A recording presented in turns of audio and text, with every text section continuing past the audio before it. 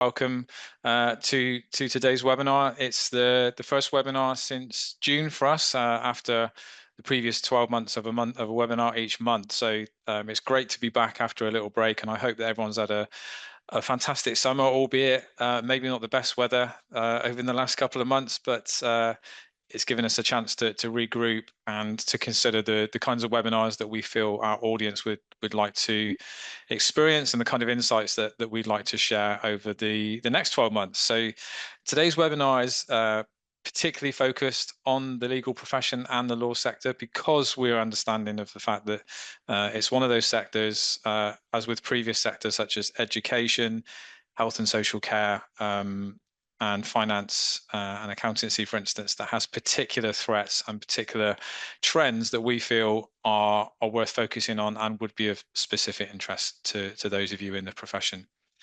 So just a brief introduction of the schedule for today and today's panelists. So we're going to scoot through at some pace, really, because there's a lot to cover, but we're going to talk about the current threat landscape to the profession, focusing on the legal sector and cybercrime and how the two interrelate.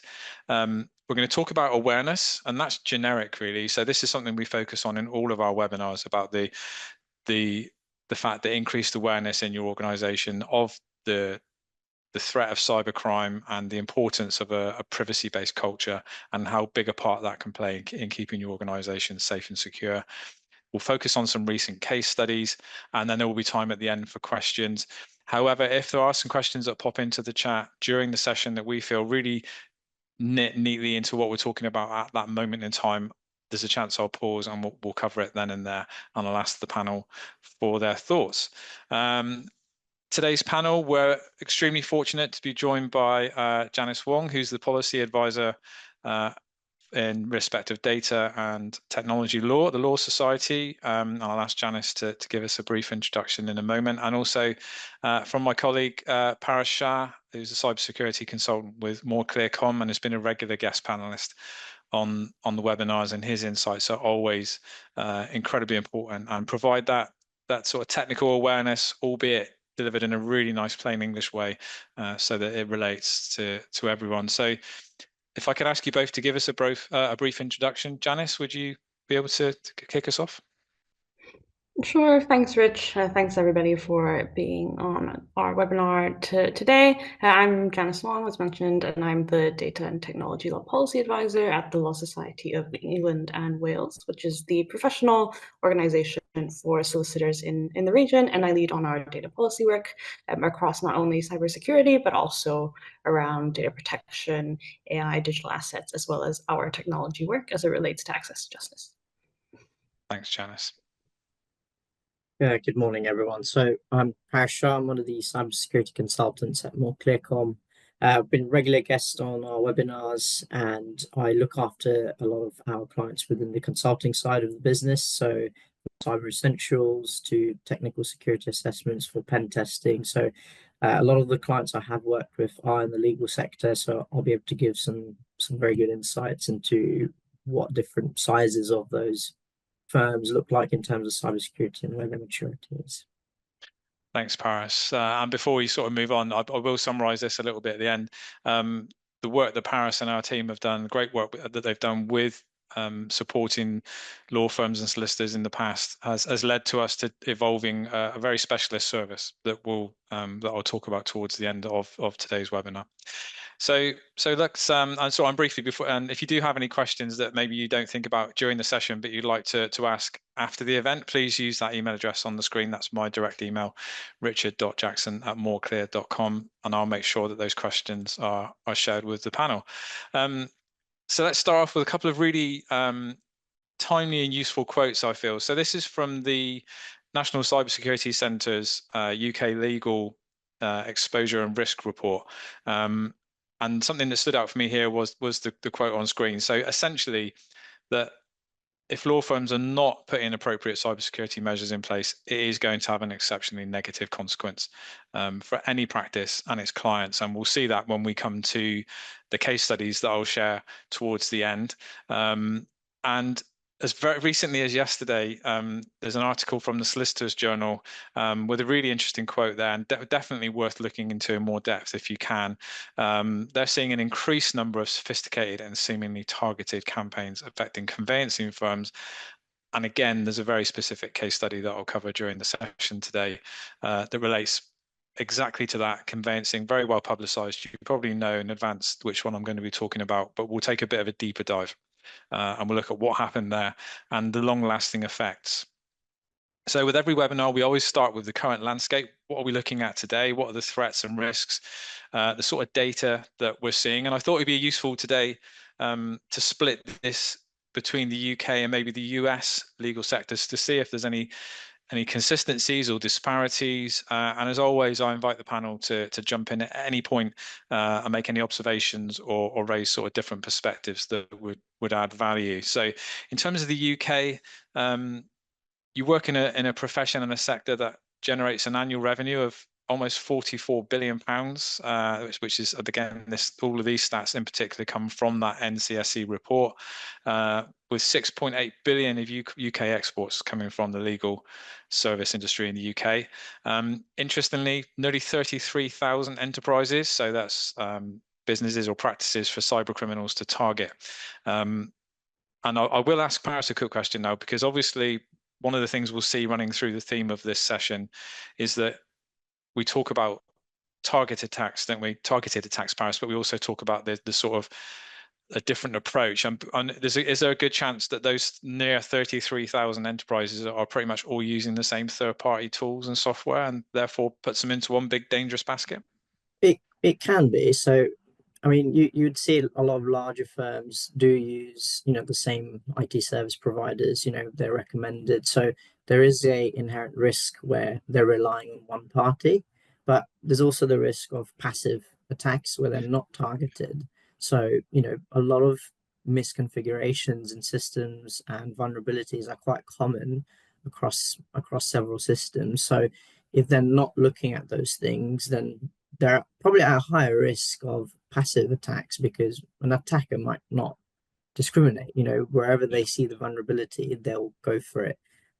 Obviously, there is the high risk of, if you have high value clients or high value data, then you will have targeted attacks. But the predominant risk is where you're relying on one party and there's common vulnerabilities out there that are probably overseen by that one party or IT providers. Not necessarily that IT providers are following the same kind of requirements and applying the same controls across all of their clients. It might be something that the client has to request, and it has to make sure that that's in place. I think we will discuss third party reliability and assurance later on as well.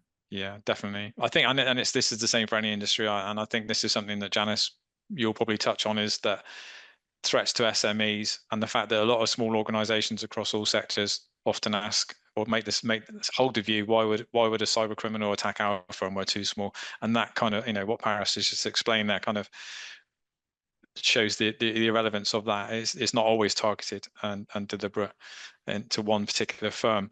Some further stats I'm sorry, Paris, go.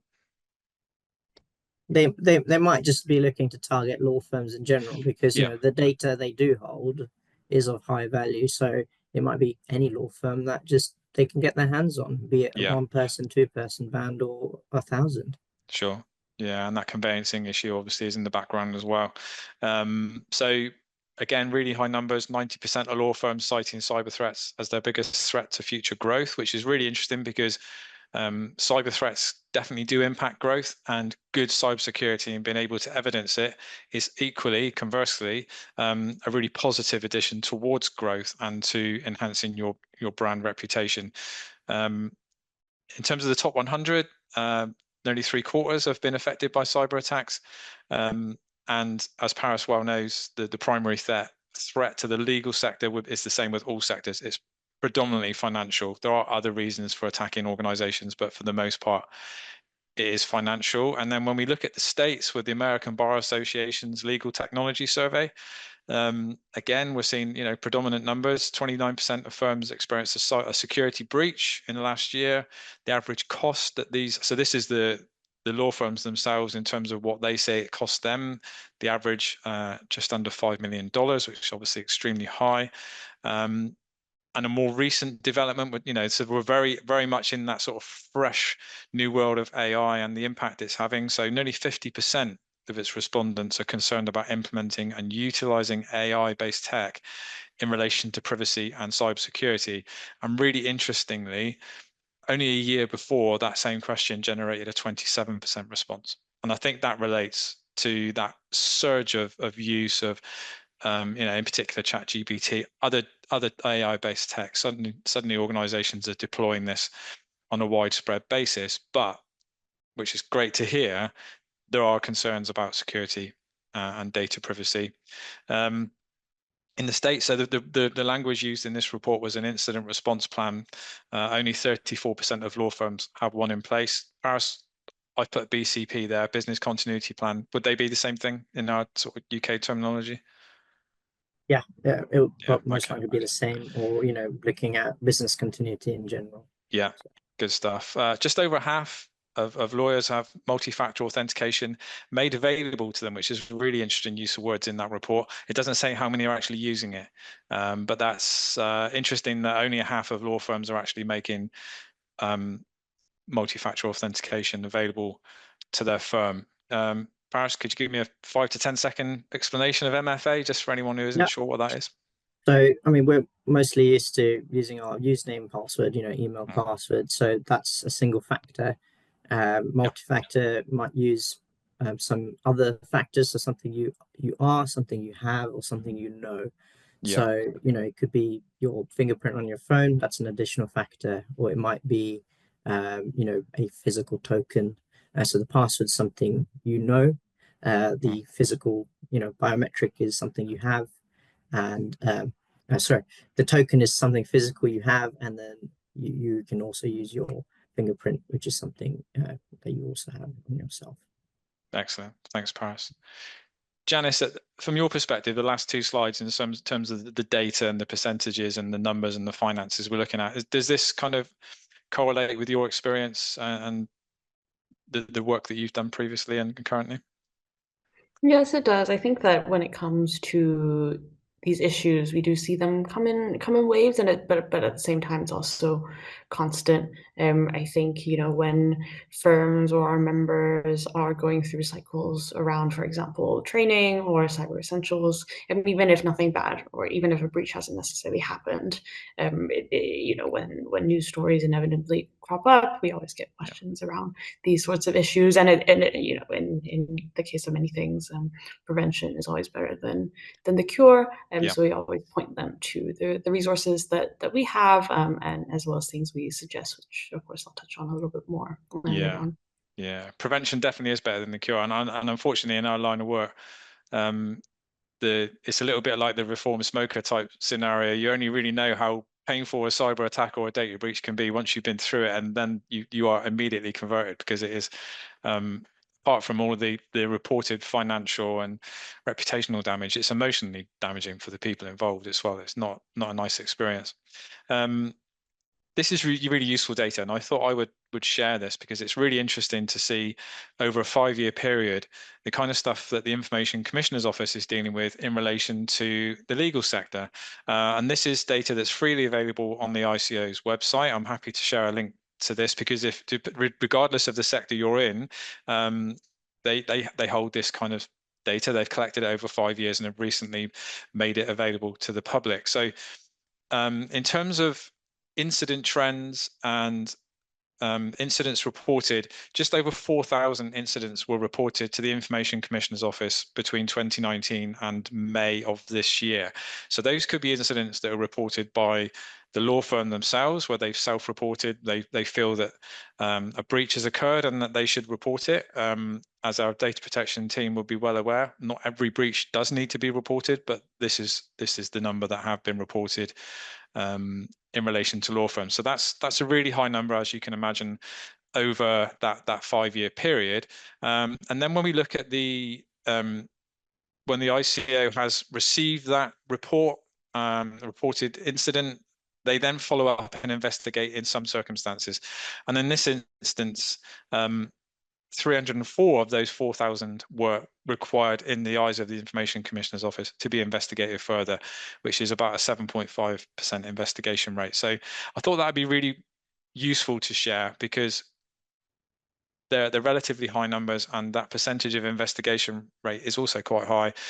So yeah, it's definitely a sector that is having its issues, and this could be anything from a malicious attack that they felt they've needed to report, or it could be something like the common email to the wrong person and sensitive data shared, etc. So I thought that would be really useful to share. In terms of the legal sector and cybercrime, why law firms? And I'm going to hand over to Janice shortly. This is very much the same slide that we've shared for sectors like education, because law firms process large volumes of personal data. By and large, there are inadequate security provisions in place. By that, I mean technical security measures. And there are highly lucrative rewards for cyber criminals once they get their hands on that, on those high volumes and sensitive types of data that law firms will process. So in terms of the legal profession's view, Janice, I'd like to hand over to you now, if that's okay, and for you to speak from your perspective, starting off with the kind of the topics that I've put onto the screen now. So over to you.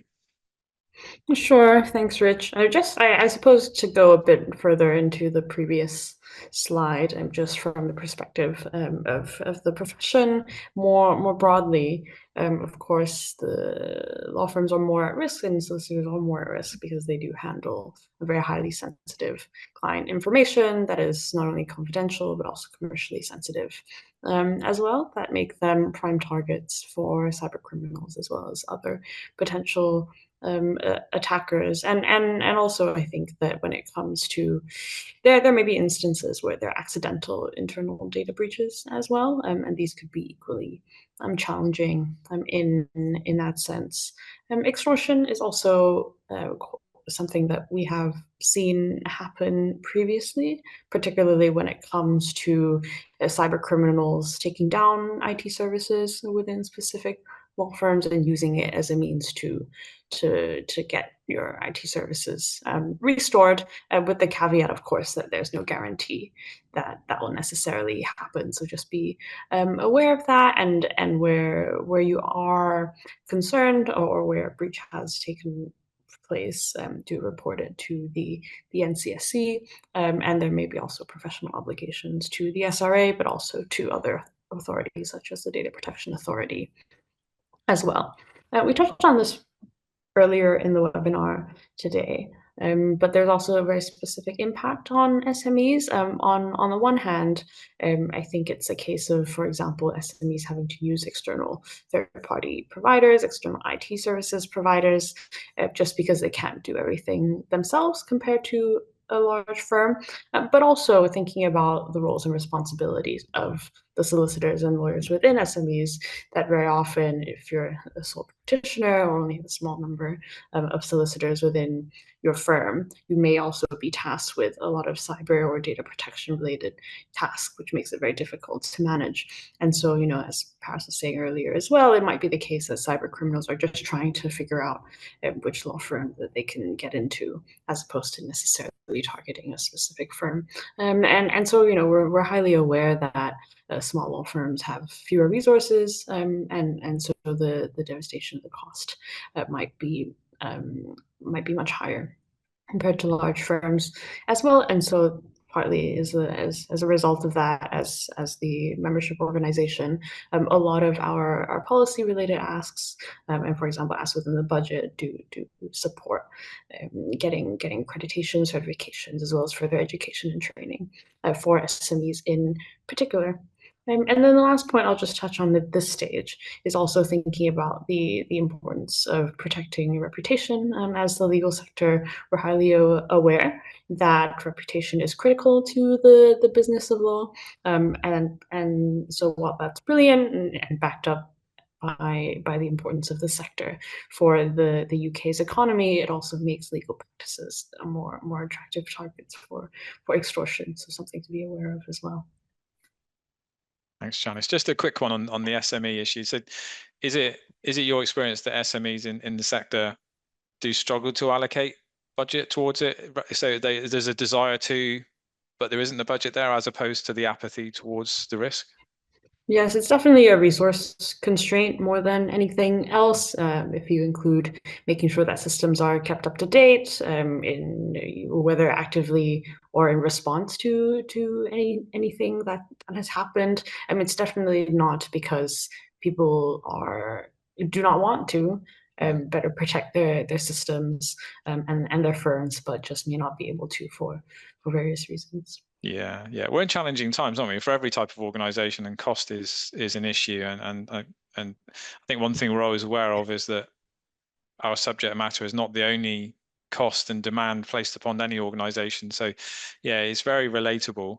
I know you've done some great work with the Ministry of Justice. It'd be good to hear what you've done with those guys.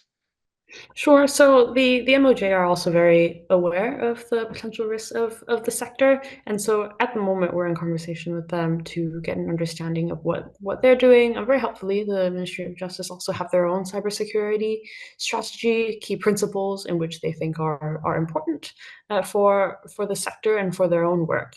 And so rather than reinventing the wheel between our organizations, along with the Bar Council as well, we are hoping to work more closely and see what might be useful. We're aware that certainly from our perspective at the Law Society, it might not necessarily be the case that solicitors want to do everything or align everything with the Ministry of Justice. So we're not saying that we're copying each other's homework, but certainly I think when it comes to cybersecurity, it's definitely an aspect where we are stronger together as opposed to when we're trying to do things ourselves. Yeah, absolutely. Yeah. And I've referred briefly to this. So I know that, again, with other sectors, the National Cybersecurity Centre does some great work by acknowledging that sectors and professions have their own specific issues and threats. Although there's, I guess, a percentage of everything within cybersecurity realms is generic, there are some very specific issues to each sector. And I know you have some awareness of this particular piece of work. Yes, exactly. I think we're very cautious and cognizant of the specific challenges that law firms and the legal sector have because of their unique position in not only in the data that they manage, the clients that they work with, but also the information that needs to be protected, and of course thinking about client confidentiality and the requirements and code of conduct of the solicitor regulatory authority as well. And so we are constantly and continuously working with the National Cybersecurity Center to figure out what that landscape is, and thinking about the bar as well to make sure that as a legal sector we're moving along and progressing together. Great stuff. Thanks, Janice. Yeah, really interesting to see that really specific insight from the Law Society's perspective and the legal profession's perspective. So, Paris, I'd like to invite you to sort of jump in now, really, and just to talk us through. So, common threats. So these will be threats that organisations of all types would be facing. But it'd be really interesting just to hear your view and just to give us a really good deeper dive on the types of threats that law firms might be facing and how that might manifest. Yeah, I think what Janice mentioned earlier, some of the risks that the businesses would have, reputational damage, etc. So any of these threats could amount to any one of those risks. So I think the most common one that we've seen from the NCSC surveys and also in our testing is from phishing and social engineering. So this could take the form of, SMS phishing or email phishing, where an attacker will attempt to, impersonate somebody you trust, or get you to click on a malicious link, and then from there they would potentially look to harvest credentials, or it can amount to downloading some malware or viruses or malicious software. So phishing and social engineering would just give them an access potentially to your accounts or your device, and that's when they can potentially do some malicious software installation. So it could be ransomware. I think we've got that on the next slide, haven't we, Rich? Yeah. Yeah. So it can amount to a ransomware attack where, as Janice mentioned, it could be extortion. So if they've encrypted some of your data, which is important to your daily operations, or is client sensitive or commercially sensitive, then that's something probably that's of high value. And generally, they don't tend to negotiate at the level that they request, so they're always ready to go down to a very low amount. But as soon as people do pay, these things can spiral out, and you're more likely to be attacked again because they know that you are likely to pay out. So viruses, spyware, malware could lead to ransomware, and also just monitoring of systems so that they can get a hold of information on what your operations look like. It can be involved in espionage and data access as well. Denial of service. So this affects the availability of your systems. So if you've got a website, if you've got portals, servers, etc., that serve any data important internally or externally, generally the kind of threat actors we'd see for denial of service attacks are hacktivists, or also foreign countries that might want to just suppress your operations, is where we'll see denial of service attacks. Yeah. Just jumping back to the phishing and social engineering side of things, I know that you've personally had a experience of working with law firms, and that phishing exercises and social engineering focus was a big part of that. Would you be able to just give us an overview of how that project manifested and maybe what you learned from that? Absolutely. So we've got a few clients that are Cyber Essential certified, and a couple of them have they have a mature cybersecurity strategy. And one, I think the Minister of Justice has a pillar of confidence in their security assurance controls, and they asked us, what can we do to give them assurance that their controls are effective? So, to test their technical controls and also their security awareness. So we carried out a phishing engagement with phishing, which is impersonation on telephone calls, also email phishing, which is generic. I'm sure all of us have received some form of phishing, and also SMS phishing. So a lot of their external technical controls were very good, and we weren't able to access any of their systems. However, I think it was our second phone call, whereas the first person didn't pick up, where we managed to have a solicitor click on a link which gave us access to the credentials, and then from there onwards we were able to traverse across the network and see what data they have. A lot of law firms now are relying on cloud services with federated access, meaning that they only need a single login or a credential to access several services. So we were able to look at very sensitive files from their forwards. So yeah, it's very important to have that awareness section. So I think we'll discuss that in depth later on. But that was quite a non-trivial attack, because it's something you don't need to be an experienced attacker to do that. There are services on the dark web that are available that you can purchase to conduct those kind of engagements. And well, you'd say about Paris, we have MFA in place, etc. There are tools that we use and attackers use that can circumvent that. Yeah, and I think this is where the subject of cybersecurity pivots really interesting into human science. And we hear so much in the news about scams and they're really horrible situations where people get scammed out of tens of thousands of their savings, and it's, apart from the financial damage, it's emotionally traumatic. But all of this stuff comes back to very basic human traits and the kind of trust that we form as young children, and we carry that through into adulthood, and we're predisposed to be trusting. And that's why social engineering works, isn't it, Paris? It's because it all hinges on the individual to trust that what they're being presented with is genuine and valid, and that they're safe and okay to proceed. And it would be well worth sort of looking back on the More Kingston Smith YouTube channel. there's a couple of webinars on there where we focused at MoreClearCom on the human science aspects of this, human firewalls. I'd more than happy to share links to that, or just go onto the More Kingston Smith YouTube channel and you'll find those webinars on there. Because I think, and we'll talk about awareness in a moment or two, but if you understand the human aspect and the fact that we are vulnerable in that way, I think it does go a long way into putting some sort of security barrier in our minds when we see this stuff presented to us in an email or an SMS, or if someone calls us asking or convincing us to trust them. So yeah, so thanks. Yeah, I'll let you carry on, Paris, but I think that was well worth mentioning. Yeah, and I'll admit, being in the profession, some of the social engineering and phishing attempts are very believable.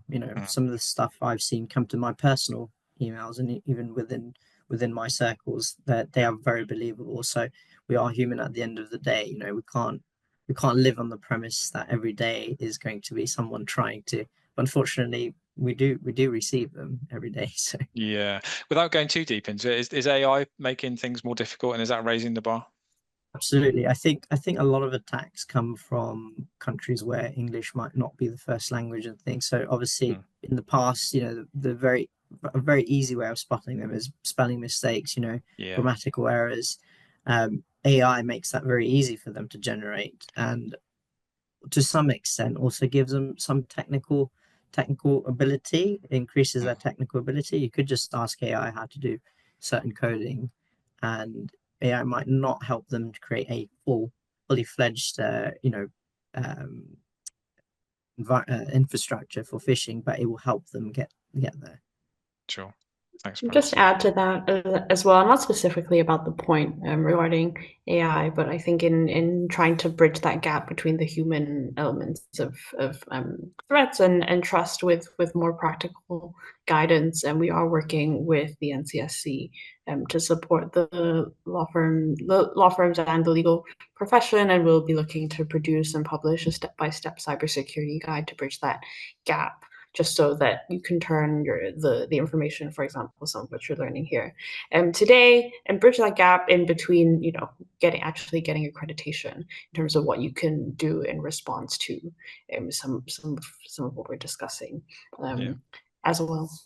Yeah, that's really interesting, and I think that once that connection is made between the human and technical, I think the whole subject becomes it becomes more interesting, which makes a difference, because if it's something's interesting, you're more likely to focus on it and sort of absorb the information, and it's relatable to our home lives and our families as well. If you understand that stuff, it can help keep your family secure as well as your workplace. Yeah.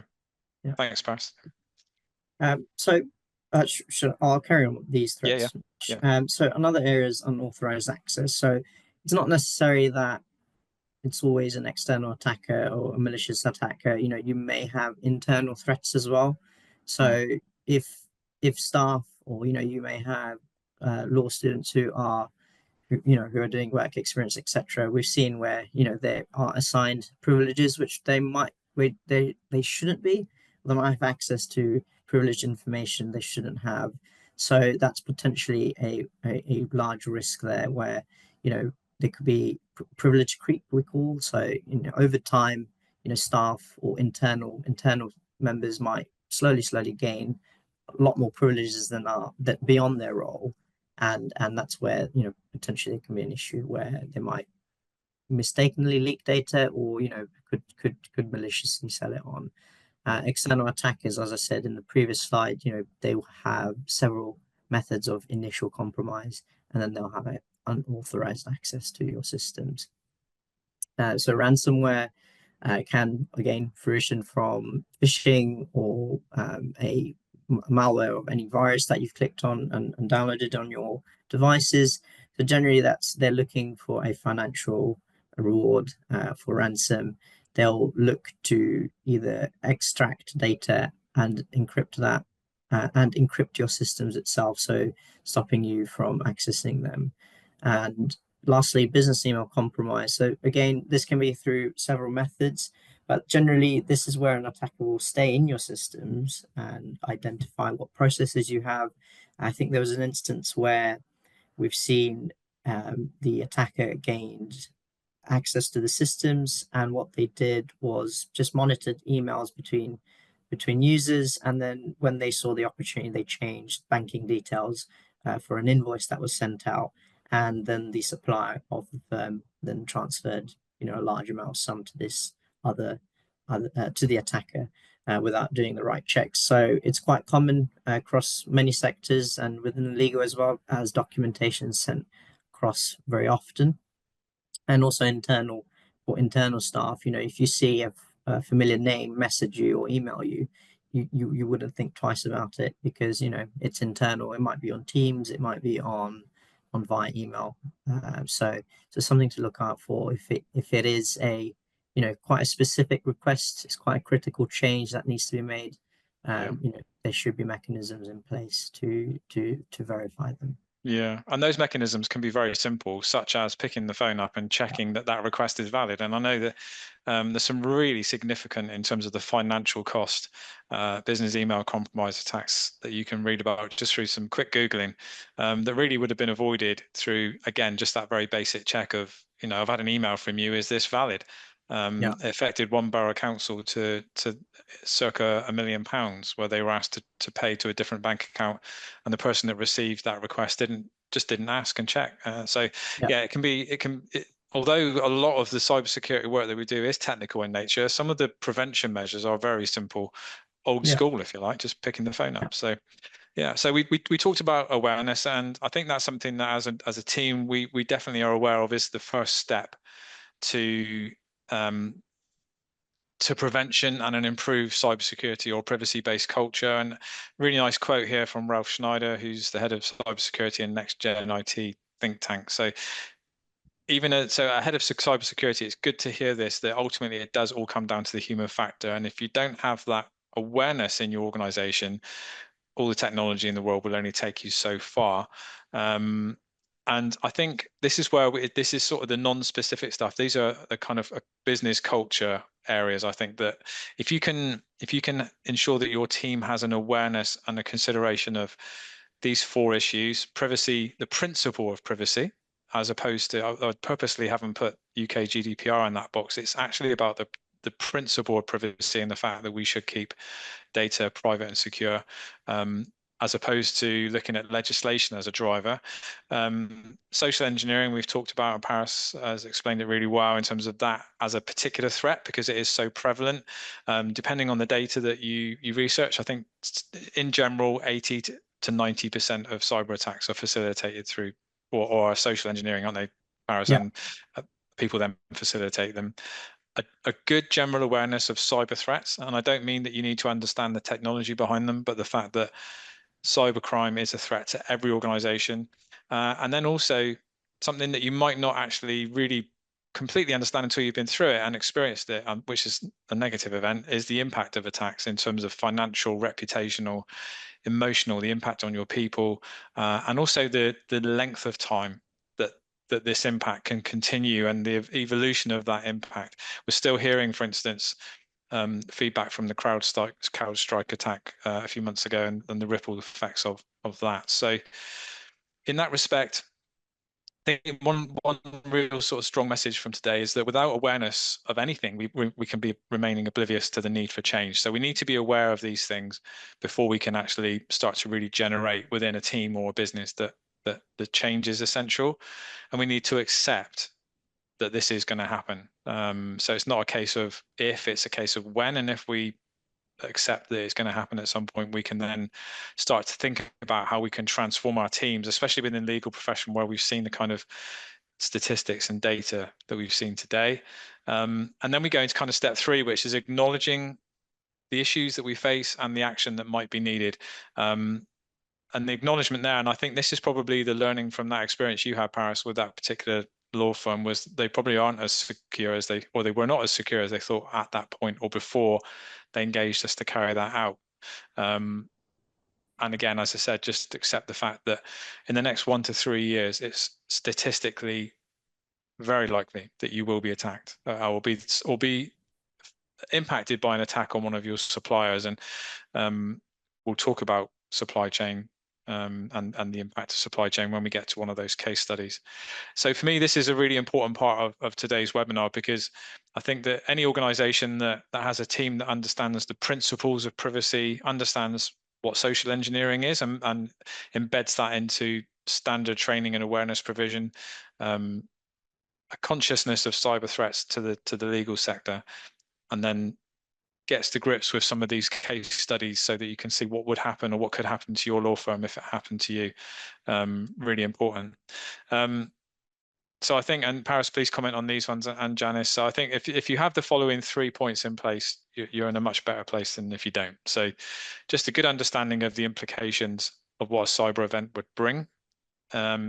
Investing in adequate and appropriate technical defenses, and we know, and we've acknowledged today, that SMEs particularly might have a challenge with that. And then invest in the human elements of cyber awareness. So again, include social engineering in your standard training and development. So before I move to the next slide, any sort of thoughts on this section of the webinar that you think are worth adding? Yeah, so I just wanted to touch on the investment side of things. So, what we see is a lot of clients, when they come to us, they say, they'll ask our opinion of, we want to have X product, it costs X amount. Will that be sufficient enough? And my answer is always no. Because you could throw a lot of money with technical controls. I mean, you could see what CrowdStrike did to so much. So that again is something you could throw a little bit of investment at and have controls in place, but essentially it has to be a part of a larger life cycle in managing the cybersecurity risks. And part of that is looking at the human element and all the other areas. So you may find larger firms will say, well, we've invested X amount into a team of cybersecurity internal experts, we have a security operations center, etc. But it still just takes one phone call and a phishing attempt to be successful for a breach, and that can't be secured always by technical controls. No. I think to add to that as well, one of the things we're very aware of is that sometimes when it comes to thinking about investment or understanding of the landscape, that there are also potentially a lot of misconceptions around what needs to be disclosed when it comes to when a cyber incident occurs and when you're affected by one. So that's a gap that we're working closely with the NCSC as well as different members of the profession to clarify what information is actually needed when it comes to offering disclosure, whether that is to the NCSC themselves to prevent a breach or to clients, to the SRA, and to other regulatory authorities as well. And because back to the initial point about a reputation, we're very aware that not necessarily when it comes to the IT teams, if you have one, but certainly solicitors are very much aware that their reputation of their brand, of their work is potentially on the line when a cyber incident occurs. But it also might be the case that you may not need to disclose as much information as you think. And so we are working actively to produce resources that close that gap a little bit, and also hopefully provide a few templates to help guide what actually does need to be disclosed and continue to build up that trust, both internally within your firms, but also externally as well. Yeah, that's really interesting. Is it the case that within, I know, for instance, in the accountancy sector and profession, that when you have that inevitable sort of tiering system where you've got the larger the firm, the bigger their reputation, therefore is their reputation so strongly tied in with their brand that this kind of event could be catastrophic in long term? It could potentially. I think within the data policy or excuse me, or any policy landscape more broadly, one thing that I always like to say is that it could potentially only take one headline for the winds to change, and so I think that's some of the fear and anxiety, or where that comes from, but also at the same time to flag that those cases are few and far between, and it's very much about communicating what actually happened and providing as much information as possible, not only for disclosure purposes, but to provide the comfort and understanding what the mitigating factors and next steps are. Yeah, great stuff. Thanks, Janice. So let's look at some of these case studies, and one of them in particular will be very familiar to you. And that is the first one, that's CTS. So very recent. So this occurred in November of last year. So coming close to sort of 12 months ago. Leading managed service provider to IT provider to the legal sector in the UK and Ireland suffered a cyber attack in November of last year, with up to 200 law firms incurring issues, and that ranged from email and digital paperwork access.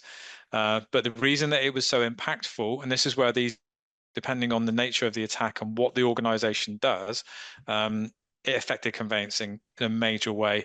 It became very newsworthy very quickly. So it was reported in the mainstream media because it had, anyone who's bought or sold houses, it is a really emotive time. It's one of those, I think, along with sort of getting married, and buying a house is one of the most stressful things you can ever do. So to have that derailed became very newsworthy for a lot of people very quickly.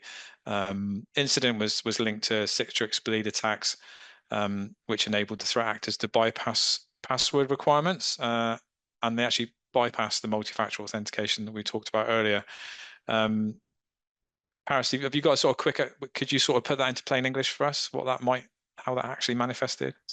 Yeah, essentially they were able to circumvent, any VPNs or remote access, Mm, and they bypassed any passwords that were required. So yeah, essentially, if they have access to your firm's VPN, they wouldn't be required to enter your passwords or any yeah, MFA to access services. So I think this really touches on the third yeah, party assurance side of things, where if you are relying on IT service providers or cloud service providers, mm, what assurances do you have that those entities are securing your data and your client's data to the yeah, same standards that you require. So, it's a range of policy and procedure, which I'm sure Janice could probably better touch on that side. yeah, And then also looking at what assurance testings the suppliers have done.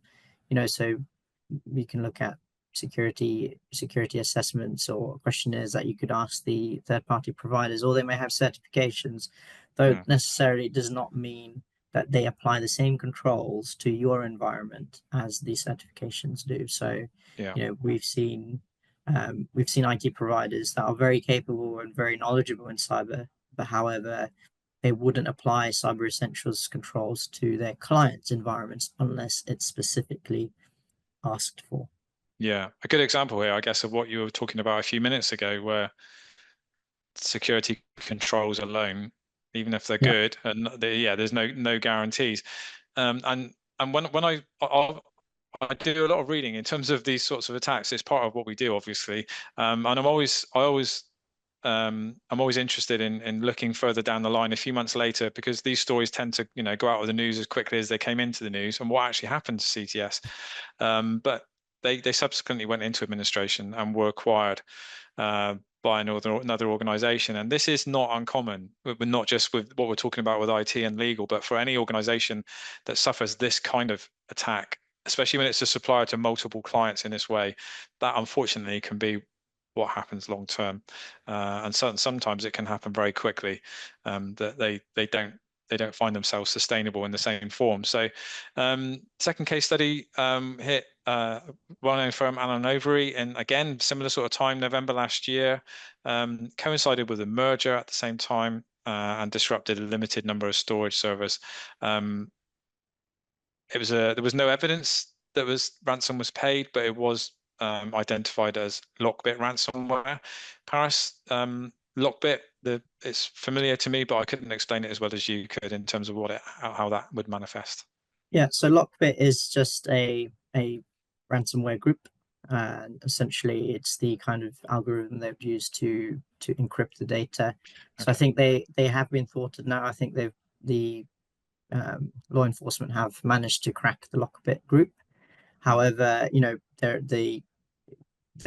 have been several attacks that Lockbit have used. So in that time, decryption keys were not available. So it could be that Allen and Overy have, if they haven't paid the ransom, that they had effective backup and recovery strategies, so they were able to recover to a point which was acceptable to them, and get their systems back up and running, or that the recovery key was available at that time in some form or another. Got you. Yeah, and then a really interesting stat. So it was the most deployed ransom variant. So yeah, it definitely was well known. And these threats come and go, don't they? So it'll be something else in the future. But yeah, they do a lot of damage in the meantime. Very well known and reputable. Sorry, go on, Paris. Yeah, so what I wanted to just highlight is, again, it doesn't mean that it's one group that's acting on this. You could purchase Lockbit ransomware on the dark web. It's essentially sold like a service. Got you. And that would that then be the case that it's opening the doors to less skilled people that would not have been able to. Yeah, got you. Absolutely. Yeah, a good example here of where law firms get caught up in a broader activity. Klopp was responsible for attacking all sorts of organizations, and these three firms in the States, all well-known top 50 firms, were kind of caught up in that, with other 50 globally known corporations and banks, with 16 million people's personal data affected because of the attack. And a really interesting quote from the American Lawyer magazine on the back of that, which really did open some questions, I think, in the sector in the States, was that if the large and the highly profitable firms like these can be impacted and they can't protect their data, what does that say for the rest of the industry? And that's a really interesting point, because that's something that I think applies also within other professional services realms, is that if the best and most well-resourced organizations are unable to stay secure, what does that mean for the rest? But the thing I think to bear in mind there is that they might be attacked for different reasons. It might be a different type of attack. But in this instance, just a good example of how even the top organizations can suffer significant attacks. And then the final case study is focuses on Ince & Co., founded as long ago as 1870. And suffered a cyber attack in March of 2022, which at the time reportedly cost the firm £5 million.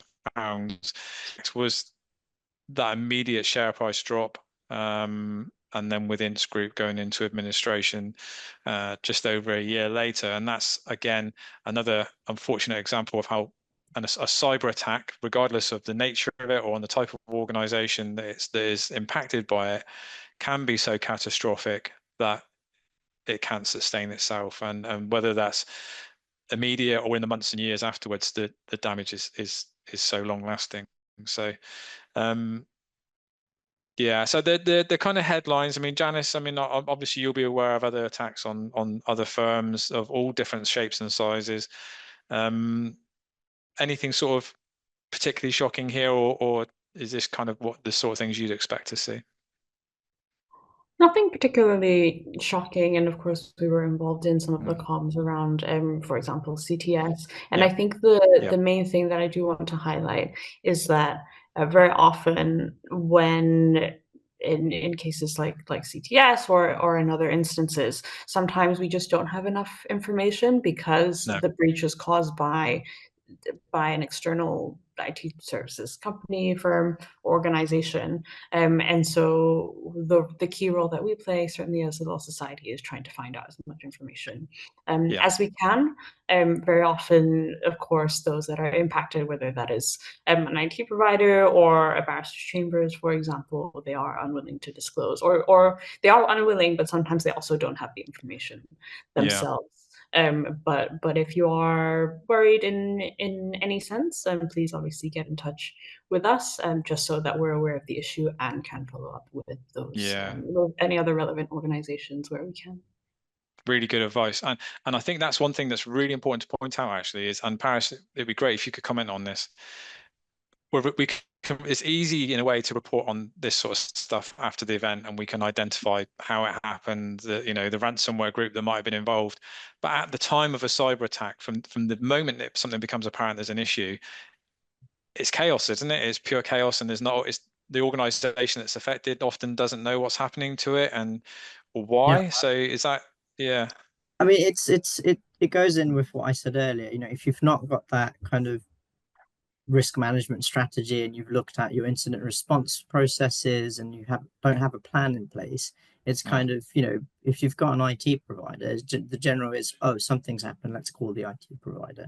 And that's not really following a incident response process. So these are the things that should be done prior in the background. You should be testing the processes that you have in place if they're effective. So when the breach does happen, not when if it happens, when it does happen, you're ready to tackle it head on, and you know exactly what needs to be done to minimize and mitigate that threat as best as possible. And the damage that it causes. So it might be that, you've got an effective incident management process, and when the incident does happen, you can stop it just in time before any further damage, your systems are encrypted or anything of the sort happens. It's just 100%. catching it. Yeah, time is the important part in the incident side. As Mike Tyson once said, is everyone has a plan until they're punched in the face. So I think that applies to this kind of scenario where that's when your business continuity plan comes into its own, is actually having the calmness and the structure in place to actually follow that plan and not do, like you said, the immediately instinctive thing, which is to flail about and sort of desperately try, because it's happening live in front of you. So I'm conscious of time, so I'll briefly just sort of talk through the service that we put together on the back of our experience of working with law firms. So we call it Law Secure, and it's a service launched specifically for the legal sector, and it provides we talked a lot about cybersecurity today, but Law Secure blends data privacy and cybersecurity into a single package of support. Although we very much tailor it as bespoke to what each law firm might need from us. And it's essentially designed to reduce your risk and to mitigate data breaches or cyber attacks when they occur. So how we go about this is to process and analyze your risk posture, basically. So we do this through open source intelligence, what's out there about you that anyone could find out. We might carry out some social engineering exercises, physical security testing, network and technical security testing, and from that we put together a report of how we perceive your risk posture to be, which then leads into discussing the kinds of support that you might need going forward from More Clear.com. And that can be from managed service provisions such as cybersecurity as a service, or a data privacy or protection based managed service, or it could be more formal in respect of something like Cyber Essentials Plus, which has great value, or any of the other services listed, such as business continuity support, and a virtual CISO, Chief Information Security Officer. And I know that Paris has played a part in evolving that service, and we're really, really proud and pleased to bring that to market. So if you've got any questions about Law Secure and how that might be able to help you, please reach out to me direct. That would be something I'd be delighted to speak to you about. So we don't have any questions at this point, which is absolutely fine. I know we've thrown a lot at everybody today. As mentioned at the beginning, the slides will be available to everyone who's attended today. And again, if you have any questions following today's webinar that you'd like to pose to one of our panel, please email them to me direct, and I'll share them with Paris and Janice. We just have two questions. I'm happy to just quickly answer them. So go for it. Smaller law firm with no significant cybersecurity budget, where would you suggest we start? They've set up two-factor authentication, and they've looked at getting Cyber Essentials and Cyber Essentials Plus, and it's just a minefield and too much information, and it's a bit overwhelming. I would say if you've started at 2FA and you're looking at Cyber Essentials, I think Cyber Essentials Plus may be too much, but what we can do is just have a quick conversation around that. There's a few law firms where we're looking at maybe 3 or 4 people, and they're implementing Cyber Essentials controls within the firm, and then just using the basic certification. So that will cover off all the basics, and really, as it says in the name, the essentials that you need to start that beginning of your cybersecurity strategy and good hygiene, really. So happy to, if you shoot Rich an email, or any of us in the team, will be happy to just have a casual conversation and see where what's the best way you can start. I'm going to just briefly plug and echo again the planned publication by the NCSC, the step-by-step guide as well, because it specifically aims to address how overwhelming that information might be, and just touch on some of the hopefully relatively more simple things that you could do within the systems that you have. So look out for that, as we are planning to publish that in October. And just last one more question. There was a recent attack with Microsoft Windows. Would you still recommend Microsoft Exchange for law firms considering to move to Google, etc.? I think we try to, as cybersecurity professionals, we try to be vendor agnostic. So we don't want to steer to one another. What we can do is look at the risks and the the potential risks of you still using Windows or you moving to Google, and what security controls you may have on that side of the cloud service. So yeah, again, just shoot us an email on that, and I think we can have a discussion of how you're using Microsoft Exchange and the Windows environment, and if that still presents a risk to your organization, then there may be a mitigation you may be able to implement, or you may choose to move to another provider.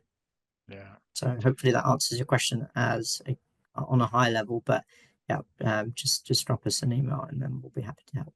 Thanks, Paris, and thank you for spotting the question. I didn't spot them, so yeah, thank you very much for that. Yeah, and thank you to you both. We've tried to cover a great deal in an hour, and it's not really possible to go into the depth that maybe on very specific things. So again, just pop us a question into an email, and we'll come back to you. And there's no obligation. It's very very flexible and casual in terms of just having just share your concerns and share your views, and we can sort of go from there. So thanks, Janice, and thanks, Paris. It's been an absolute pleasure, and as always, the webinar has added a great deal to my sort of knowledge set, especially from the perspective of Janice and the work the Law Society are doing. So thank you so much for being so kind to join us today.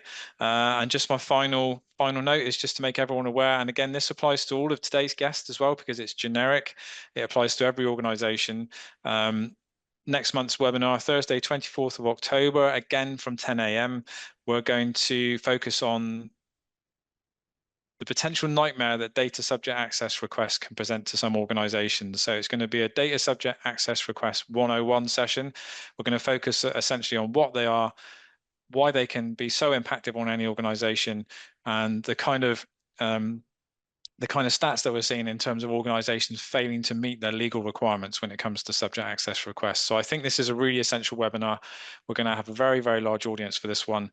I'll be joined again by the brilliant Megan Mirza, one of our data protection officers, who has a great way of explaining this subject matter in a plain English way and helping organizations to understand their responsibilities. So I'd urge everyone on today's session to join us, and anyone else that you're aware of that might feel benefit. So again, thanks, Janice. Thanks, Paris. And thank you to the team in the background for today's session. I hope everyone has a great day, and see you all soon on another webinar. Thank you.